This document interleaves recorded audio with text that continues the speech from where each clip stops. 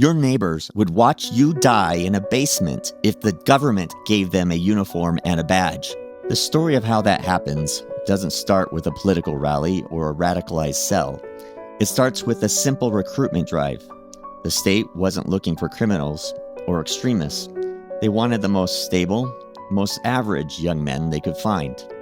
The kind of people you see every day at a coffee shop in the North Loop or a library in the Twin Cities. Or maybe it could have been your pastor or local religious leader. They were divided into two groups by the flip of a coin, those with the power and those without it. Then comes the processing. It looks exactly like the footage you've seen on your feed of the federal surge. Unmarked cars, sirens, and neighbors watching from their porches as people are blindfolded and driven away. They aren't taken to a federal building. They are taken to a detention center, hidden right in the heart of a prestigious institution. A basement converted into a cage. Once inside, the stripping of the soul begins. They aren't called by their names anymore.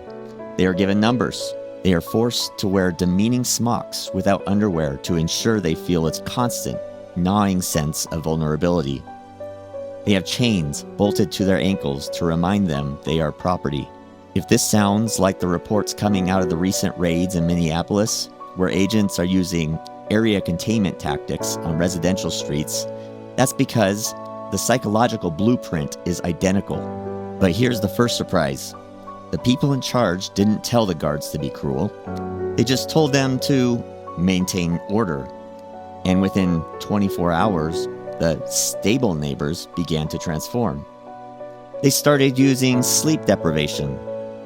They forced detainees to clean toilets with their bare hands. They used sexual humiliation as a tool of control. They weren't following orders to be monsters. They were inventing the monstrosity themselves because the uniform gave them permission. And the most shocking turn? The people who were supposed to provide the ethical oversight, the intellectuals and the observers, became part of the machine. They watched the psychological breakdowns on the monitors and didn't see human suffering. They saw operational success. They had become the very wardens they claimed to be analyzing. The project was supposed to last 2 weeks.